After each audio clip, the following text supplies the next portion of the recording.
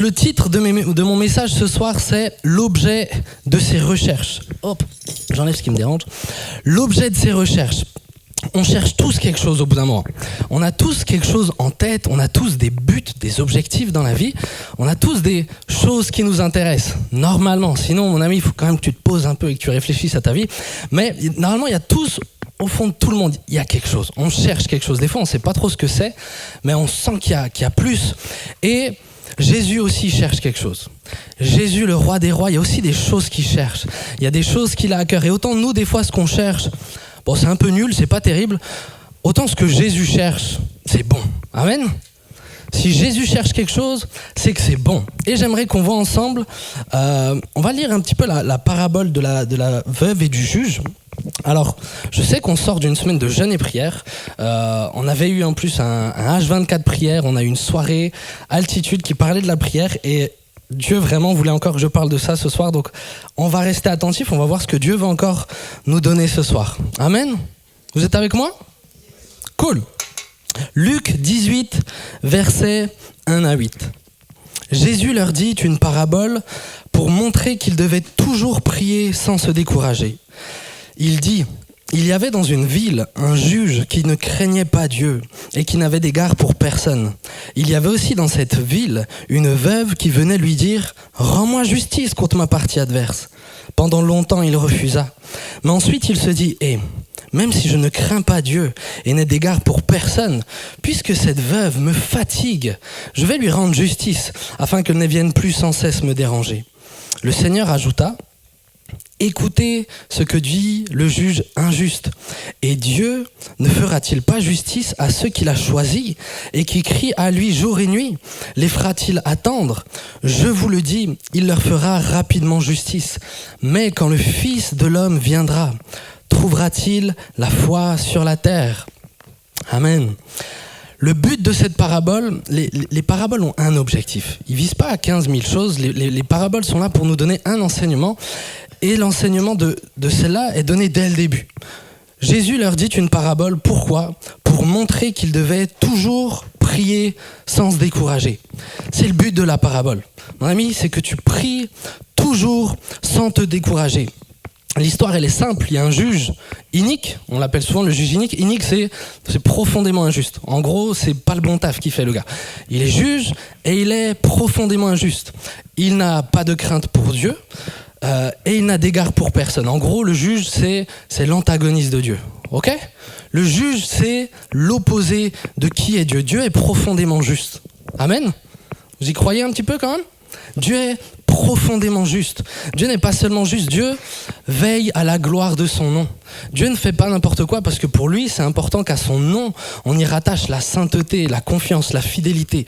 Donc Dieu, alors le juge ne craignait pas Dieu, mais Dieu fait attention à sa propre gloire. Amen. Et Dieu aime profondément tout le monde. Dieu, en tout cas, a le souci des gens. Il a tellement le souci des gens qu'il a donné son Fils afin que quiconque croit en lui ne périsse point, mais qu'il ait la vie éternelle. Le juge, c'est l'opposé de Dieu. Ok ? Et le deuxième personnage, c'est qui ? À quoi ? La veuve. Et ça, c'est des questions simples, là. C'est juste pour être sûr que vous êtes avec moi. Deuxième personnage, c'est la veuve. La veuve, c'est le prototype même de la personne à qui Dieu vient en aide. Dieu aime profondément et il prend particulièrement soin des gens délaissés, des gens que le monde met de côté, toutes les personnes que le monde balaie un petit peu comme ça, Dieu, il va particulièrement veiller sur eux. La Bible va d'ailleurs dire que la vraie religion, c'est de prendre soin de la veuve et de l'orphelin. Amen. Si des fois tu te demandes comment vivre ta religion, prends soin des gens que personne aime et tu seras déjà bon aux yeux de Dieu. Ok ? Cette parabole, elle est finalement simple à comprendre. Elle est pas trop complexe. C'est si un gars aussi mauvais est capable de faire justice, et ben alors Dieu qui est juste va nous faire justice rapidement. On est ok là-dessus ? Ok, amen. Maintenant, moi je me suis posé une question. Le but quand on lit un passage dans la Bible, quand on lit quelque chose, c'est de pas lui faire dire ce qu'on a envie qu'il dise, mais qu'est-ce qu'il dit réellement ? Et moi, la question que je me suis posée, c'est « Ok, Jésus, tu me donnes cette parabole-là, mais toute la parabole ne parle que de justice. Elle ne me parle que d'un cas où il y a un juge, où il y a une personne lésée dans sa vie face à ce qu'elle a vécu. Et moi, la question que je me posais, que je posais à Dieu, c'est, mais Seigneur, est-ce que je peux prier sans me décourager dans toutes les situations de ma vie, ou est-ce que cette parabole-là, elle est là pour me dire, mais pour quand tu vis une injustice, c'est là que tu peux t'appuyer sur moi, c'est là que je vais agir promptement. Donc moi, la question que je posais à Christ, c'était, mais Seigneur, est-ce que sur cette parabole-là, je peux dans tous les aspects de ma vie prier avec confiance sans me décourager, ou alors est-ce que cette parabole, elle est là juste pour me donner la foi quand je vis une injustice? Vous suivez mon raisonnement? Ouais. Cette question, elle est légitime. Et je pense qu'il faut se la poser. Maintenant, je vous donne la réponse. La réponse, elle est plutôt chouette. Je ne crois pas que Dieu, et je ne crois pas que le but de Christ, c'était qu'on limite Dieu à la justice. Qu'on limite Dieu et qu'on limite notre foi à un aspect, finalement, dans lequel on vivrait une injustice. C'était pas ça que visait Jésus. Jésus, le but de la parabole, il nous le donne dès le début, on l'a dit avant, c'est pour montrer qu'il devait toujours prier sans se décourager. Cette phrase-là ne met aucun cadre. Elle dit pas c'est quand tu pries pour la justice. Elle dit pas c'est quand tu pries quand tu as vécu, quand tu as été lésé dans quelque chose. Cette phrase-là, le but que Jésus donne, ne donne finalement aucun cadre à la prière. Elle te laisse très libre. Et pourquoi? Alors je me suis dit, mais Jésus, pourquoi tu t'es tellement concentré sur la justice? Pourquoi tu m'as tellement parlé de ça? Finalement, pourquoi tu nous as donné cet aspect du juge? Et ce que je crois, et il faut que vous me suiviez, c'est pas très compliqué, Dieu a plein de facettes. Amen. Dieu, il est infini. Il est alpha, il est oméga, il est omnipotent, omniprésent, omniscient. Dieu a plein de facettes. Dieu est juste, ça c'est une de ses facettes. Ok ? Jésus, qu'est-ce qu'il a fait? Il nous a montré une facette de Dieu. Il va dire, hey, Dieu est juste.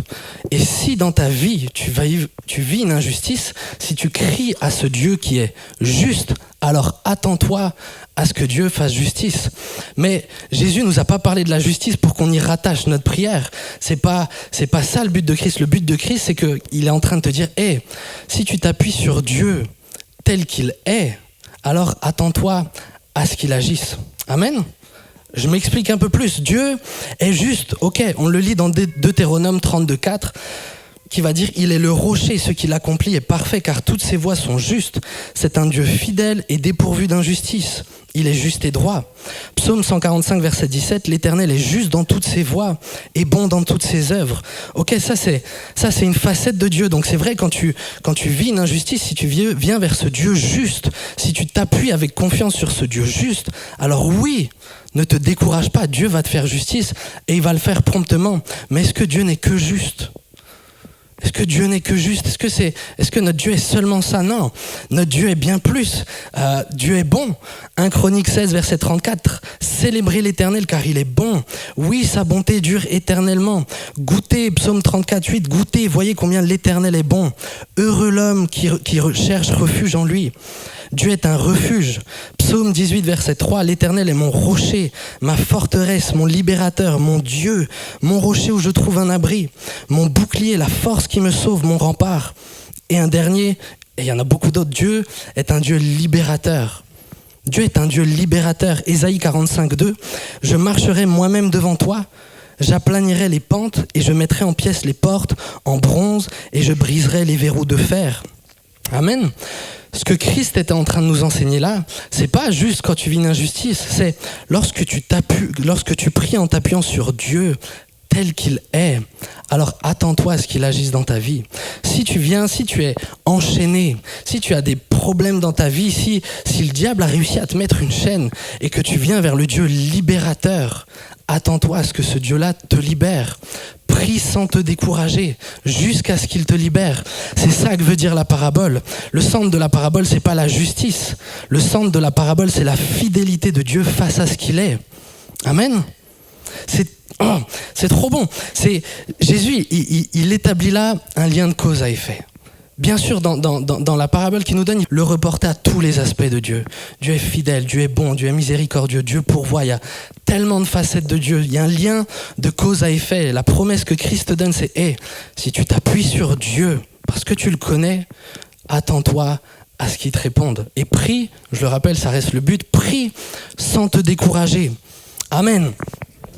Maintenant, ça c'est le but de la parabole. Que nous puissions nous appuyer sur Dieu, que nous cherchions Dieu et que nous prions sans nous décourager. Mais ce but-là est animé, je vais le dire comme ça, est animé d'un souci. Lequel ? Jésus avait un souci. C'était quoi ?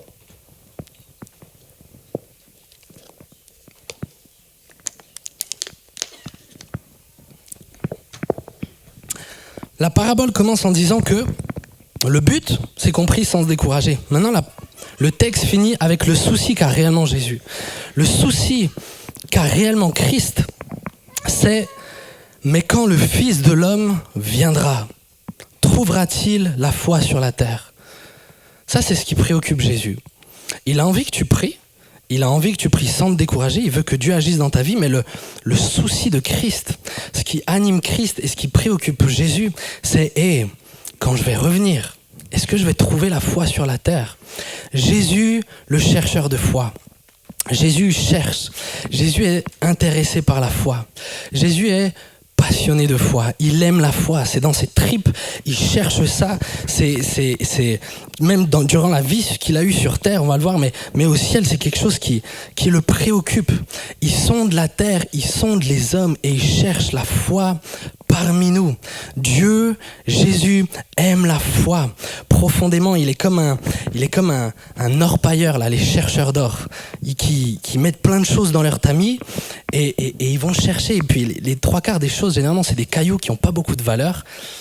Mais des fois, parfois, il va trouver une petite pépite d'or là, qui fait la joie du chercheur, qui fait la joie de celui qui est venu chercher. Jésus, c'est pareil. Il a un tamis comme ça, tamis divin, et là-dedans, il va mettre toutes les prières, tous les religieux, tous les actes qu'on va faire en tant que bon chrétien, là, quand tu viens à l'église le dimanche et tout ça, et il passe au tamis. Et 95%, c'est des cailloux. 95%, ça n'a pas beaucoup de valeur. Mais ça va arriver, et ça arrive que Jésus, en passant nos actes, en passant nos prières dans son tamis, il trouve des choses, il trouve la foi. Et ça, c'est comme ces pépites d'or qu'il cherche. Ça, c'est précieux aux yeux de Jésus. Ça, c'est quelque chose qu'il cherche. Jésus est un passionné de foi. Vous connaissez l'histoire du centenier romain qui va aller vers Jésus et qui va lui dire « Hey Jésus, j'ai mon serviteur qui est malade. Mon serviteur est malade, guéris-le. » Jésus, il est sympa, il lui dit « Ok, je viens, je vais le guérir. » Et le centenier va lui dire « Non. Hey, moi j'ai des gens sous mes ordres. Si je dis un ordre à quelqu'un, il le fait. J'ai des gens au-dessus de moi, si on me donne des ordres, je le fais. Toi, donne un ordre, dis un mot et mon serviteur sera guéri. » Et Jésus, quand il entend ça, la Bible nous dit qu'il est surpris. Et il va se tourner vers la foule qui l'accompagnait et qui va dire « Hey, mais dans tout Israël, j'ai pas trouvé une foi aussi grande. » Mais s'il n'a pas trouvé une foi aussi grande, c'est qu'il a cherché. Amen. Jésus cherchait cette foi-là, mais il ne la trouvait pas. Il a parcouru Israël, il a parcouru ses frères et sœurs, il a côtoyé des pharisiens qui disaient « Mais Dieu est grand, Dieu est bon », mais il n'a pas trouvé une personne fichue de lui dire une parole tellement remplie de foi, qui était tellement capable de s'appuyer sur lui. Jésus aime la foi. Jésus est profondément touché par la foi. Jésus la cherche. Et il l'a cherché hier, il la cherche encore aujourd'hui. Amen. Il cherche des personnes capables de d'ébranler le ciel là par leur prière, et on va voir ça. Jésus cherche la foi.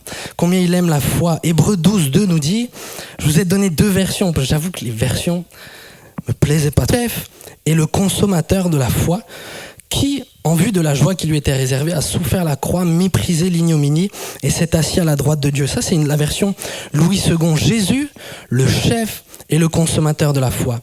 Et dans la version Neg, 1979, ayant les regards sur Jésus, qui suscite la foi et qui l'amène à la perfection. À vrai dire, nous, quand on lit que Jésus est le consommateur de la foi, vous comprenez quoi, tiens ? Ça nous parle pas de ouf. En vrai, quand tu lis consommateur, moi j'étais en mode, mais ça veut dire quoi ? Je fais des pas de foi et tu t'en nourris, c'est-à-dire que ça te fait du... c'est quoi ? Qu'est-ce que tu veux me dire par là ? Et c'est vrai qu'en lisant les textes grecs, vraiment la définition, c'est qui mène à la perfection. Ok ? Donc dans le temps, ça voulait un petit peu dire quelque chose, le consommateur dans leur langage, voilà. Mais nous aujourd'hui, j'avoue que ça veut pas dire grand-chose.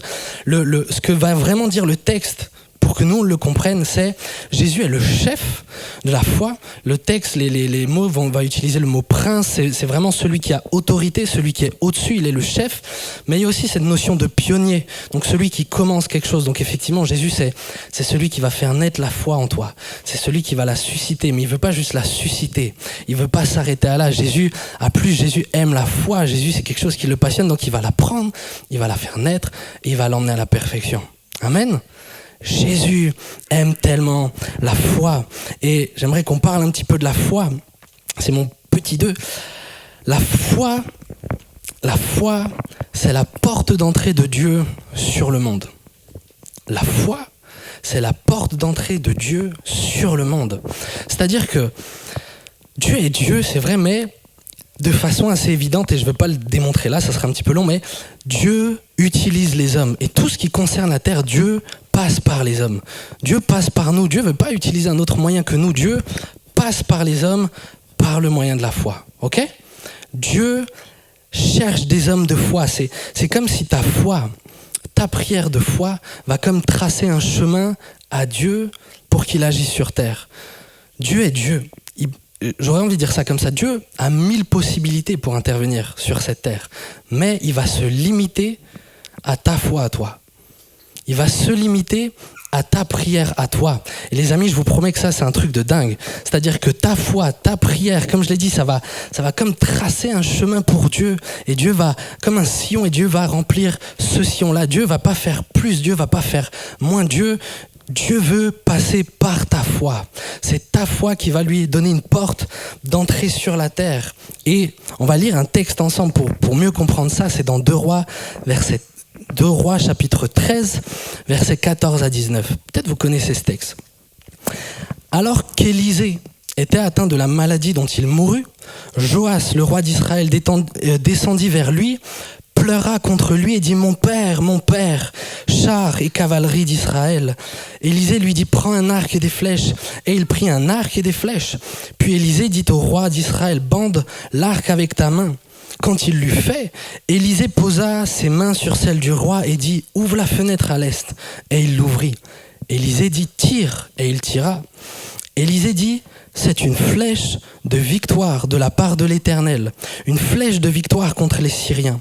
Tu battras les Syriens à Phek jusqu'à leur extermination. » Élisée dit encore « Prends les flèches ». Et il les prit. Élisée dit au roi d'Israël « Frappe contre terre ». Il frappa 3 fois et s'arrêta. L'homme de Dieu s'irrita contre lui et dit « Mais il fallait frapper 5 ou 6 fois. Alors tu aurais battu les Syriens jusqu'à leur extermination. Désormais, tu ne les battras que 3 fois. » Joas. Alors, faut remettre les choses, nous, ça peut nous paraître un petit peu bizarre, mais Élisée venait de lui dire...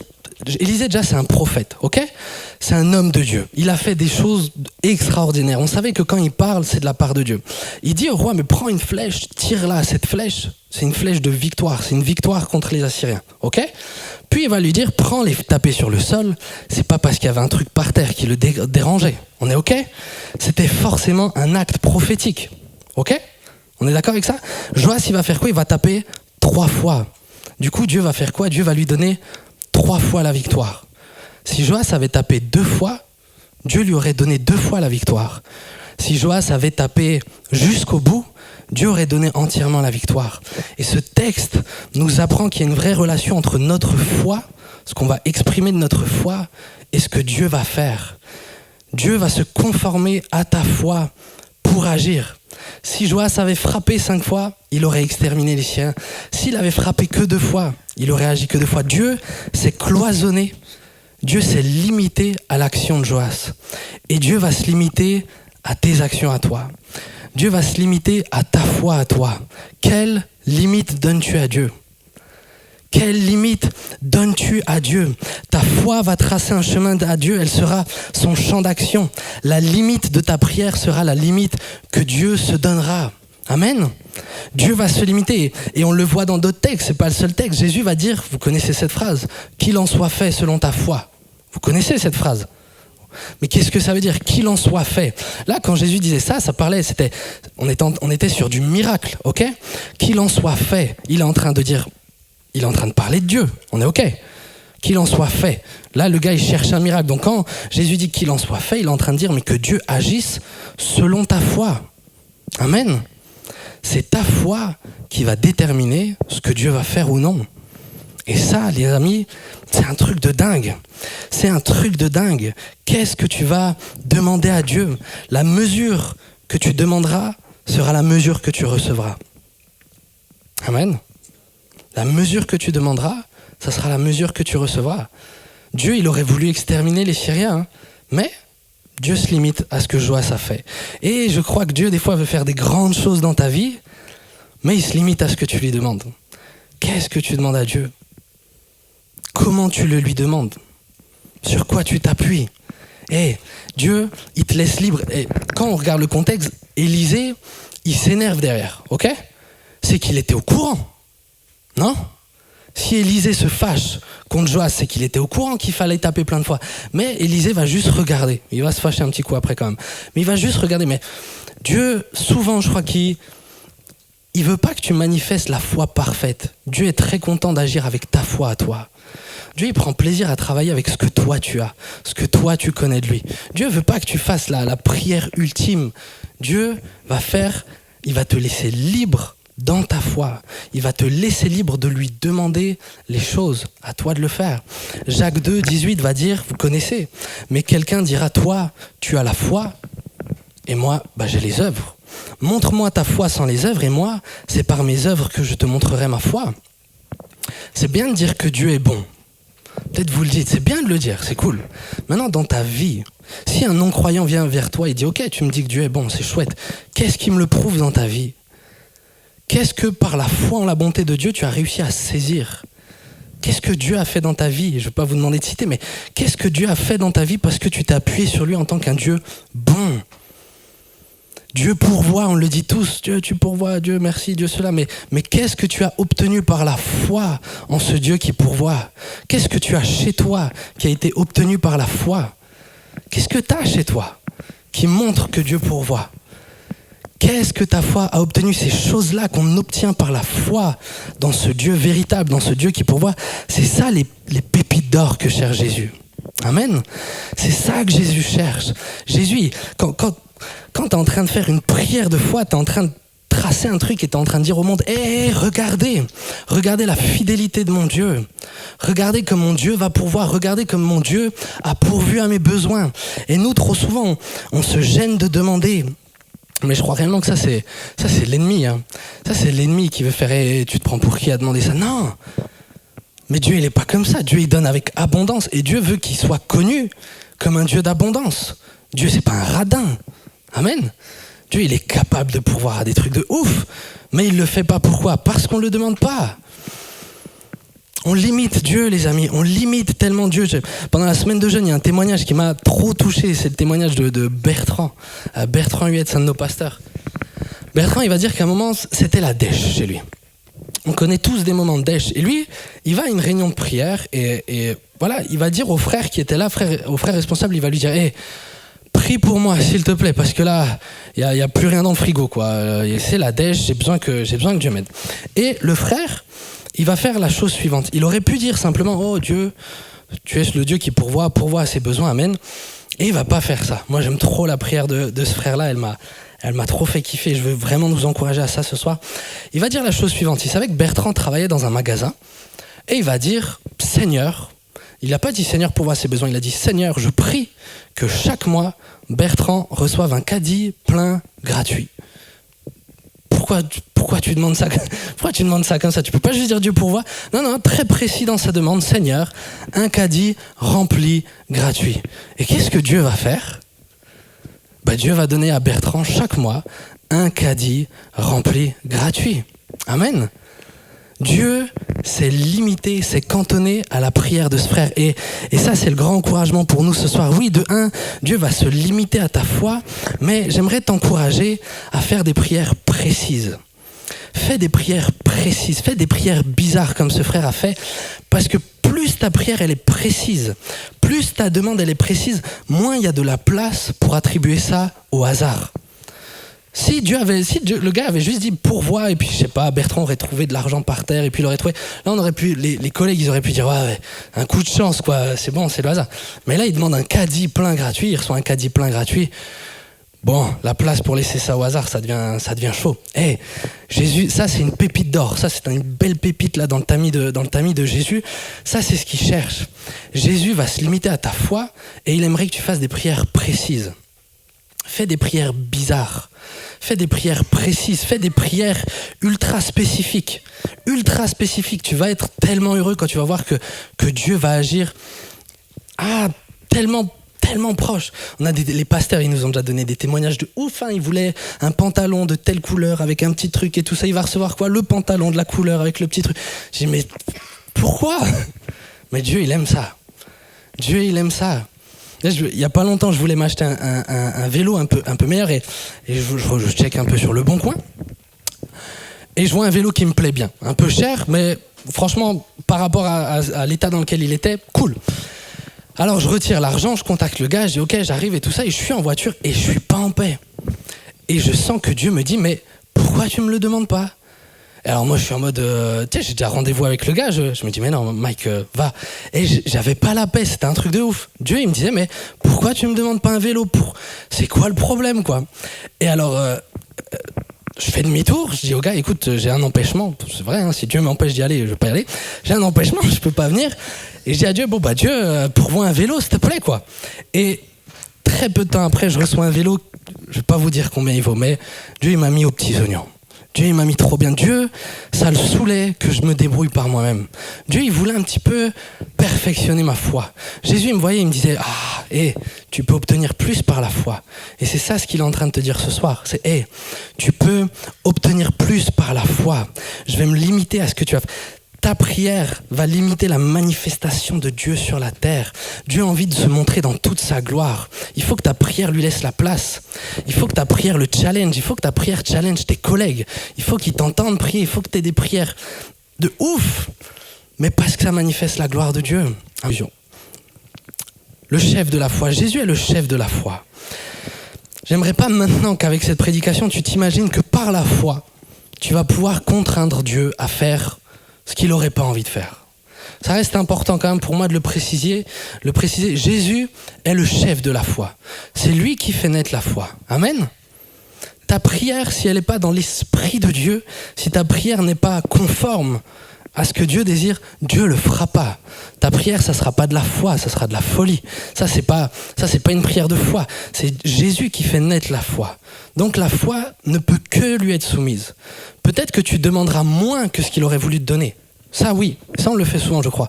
Souvent on demande moins que ce qu'il veut nous donner, mais par contre, tu pourras jamais lui demander des trucs bizarres, des trucs qu'il veut pas te donner, des trucs qui seraient mauvais pour toi ou pour les autres. Ça, c'est pas de la foi. Ça c'est ton imagination. Ne prie pas avec ton imagination. Connais ton Dieu. Je vous ai dit, Jésus au début, il nous a montré que quand on s'appuie sur qui est Dieu, il nous a révélé la facette de la justice de Dieu. Quand tu t'appuies sur Dieu tel qu'il est, le lien de cause à effet, alors tu peux être sûr que Dieu va te répondre. C'est sûr. Les amis, la prière de la foi, elle a 100% de réussite. La prière de la foi a 100% de réussite. Parce que comme je l'ai dit, la foi normalement, elle est soumise à Christ.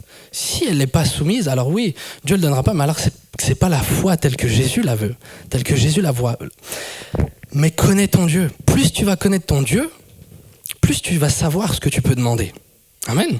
Plus tu verras les liens de cause à effet, plus tu diras, mais dans cette situation, cet aspect de Dieu me garantit qu'il va répondre à ma prière. Amen. Il faut que ta foi repose sur quelque chose. Ta foi, c'est pas, comme j'ai dit, ta foi, ça ne se base pas sur ton imagination. Il faut que tu aies la connaissance de Dieu. Il faut que tu saches qui il est. Donc si tu veux faire des prières de foi, il faut que tu connaisses ton Dieu. Car la foi vient de ce qu'on entend et ce qu'on attend vient de la parole de Christ. Allez, je vous l'accorde. Tu ne pourras jamais tracer un chemin que Jésus n'approuverait pas. Jamais, jamais. Et je conclus, et peut-être si quelqu'un peut venir au piano. Je pense pas qu'on va chanter. j'avais partagé ce message à... Je savais que ma chère et tendre, elle sert à la garderie, là. Et je savais qu'elle pourrait pas entendre. Et le mercredi soir, on aime bien prendre du temps un peu pour parler de la parole, que je lui dise un petit peu ce que Dieu m'a dit.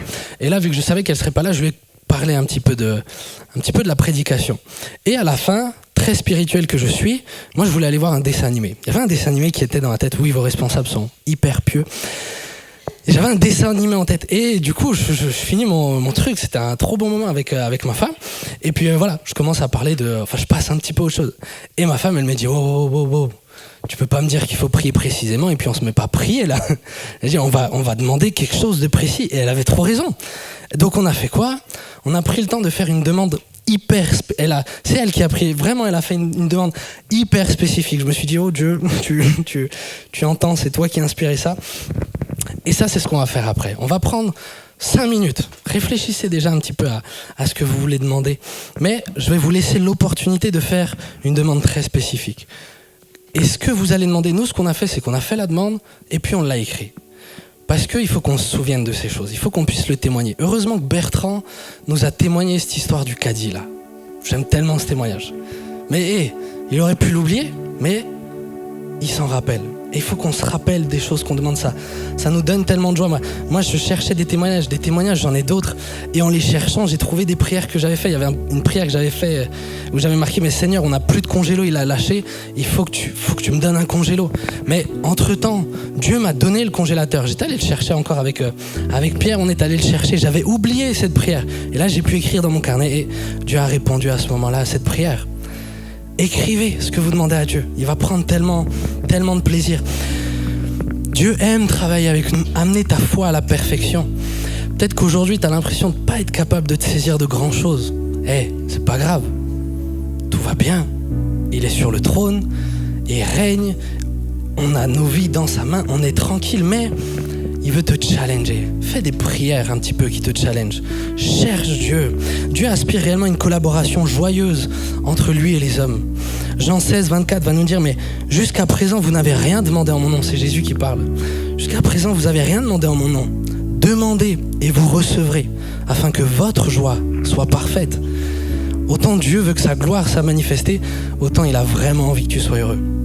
Et je vous garantis, quand tu demandes quelque chose à Dieu, très spécifique, qui te le donne, mais t'es en feu.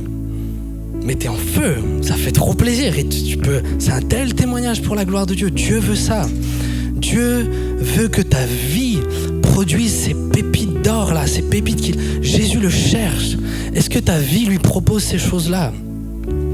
Est-ce que ta vie propose ces choses-là ? Mon désir de cette prédication, c'est qu'il y ait des pépites qui commencent à jaillir un petit peu partout là.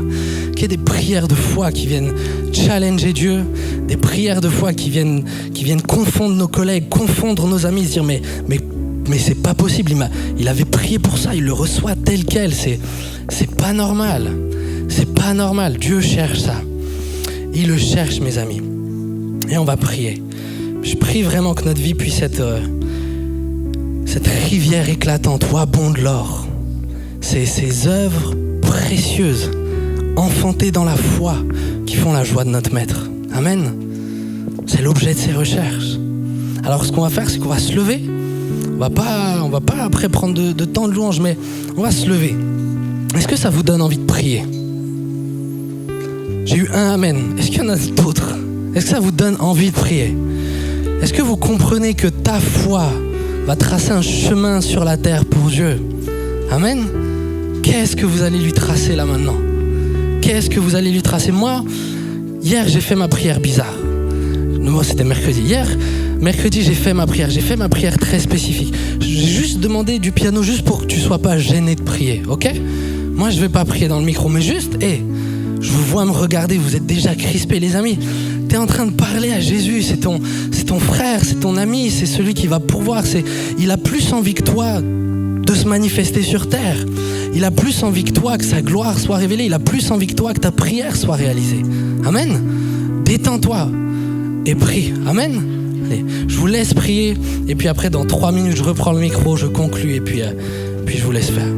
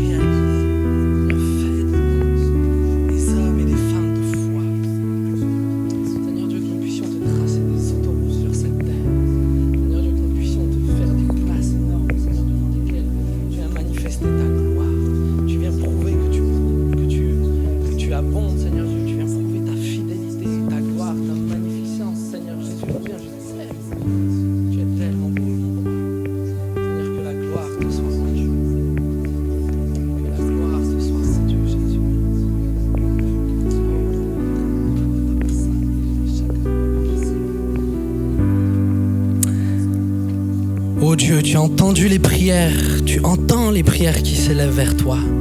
Seigneur, et je prie, Seigneur Dieu, que ce soir un feu s'allume, Seigneur Dieu, dans les vies.